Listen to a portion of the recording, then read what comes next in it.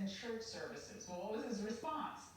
This defiant sermon at Calvary Baptist Church right outside Baltimore. Pharaoh doesn't get to dictate to God's people how they worship their God. God's the one that defines the parameters. God's the one that communicates his will and his plan for his church, not Egypt. And the closer we get to Jesus coming back, the more church we ought to be having, not less church. Now that's God's parameters. So I'm tearing up this cease and desist order right here, and I'm telling you right now, we're going to do it God's way. We're going to do it God's way. God tells us how to worship him. Nobody else gets to do that. That man, Pastor Stacy Shiflett, joins us now. Pastor, that gave a lot of people goosebumps across the country who saw that video, and now tonight, what's the reaction been from the community and other faith leaders? I know you talked to them. It's been overwhelming, actually. Thank you for having me on your show, by the way. I'm a huge fan. By the way, believe it or not, I didn't plan on doing that. It wasn't scripted. I just happened to have it in my hands, and there's two things that get me pretty passionate. One is the American flag, and the other one is the Word of God. And those two things have been jeopardized here in the last few months, and it just kind of reached a boiling point for me last night. And I decided we couldn't take it anymore.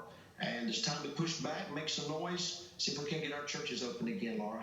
And Pastor Shiflett, invariably what many will say is you're putting people in jeopardy and having in-person church services. People have been infected when they've been at in-person church services and so forth. Mm-hmm. And your response to them is? Well, I mean, we all know that the coronavirus only goes to church. It doesn't go to Home Depot. It doesn't go to the grocery store.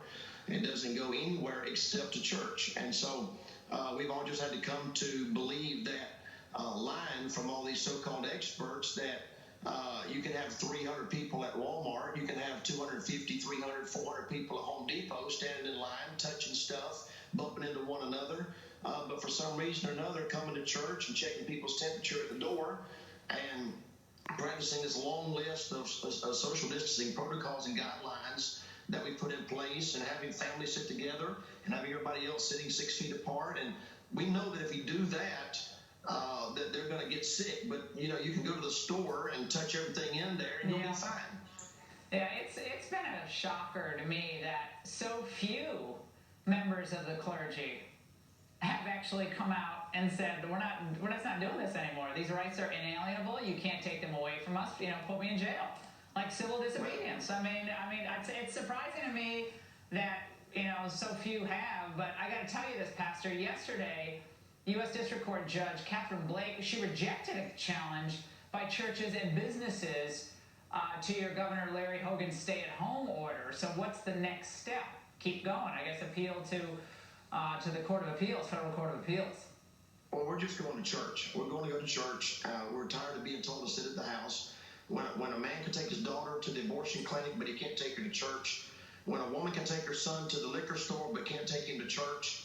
When the marijuana dispensaries are flourishing and churches are shuttered, it's time for somebody to say something. And I'm with you, Laura. I'm shocked at how many pastors and preachers and church members have been content to sit on the couch in their pajamas and watch the service on live stream.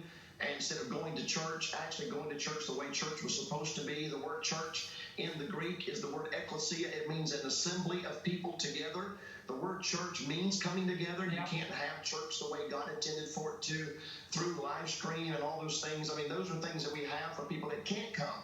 That's not something we have for people instead of coming. So, no, it's just time to push back. And it's unfair, it's unjust, it's unconstitutional, and we're tired of it.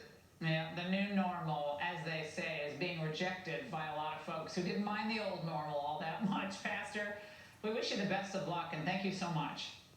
Thank you, Laura. I want to get our country back to normal. I want to normalize. One of the other things I want to do is get the churches open.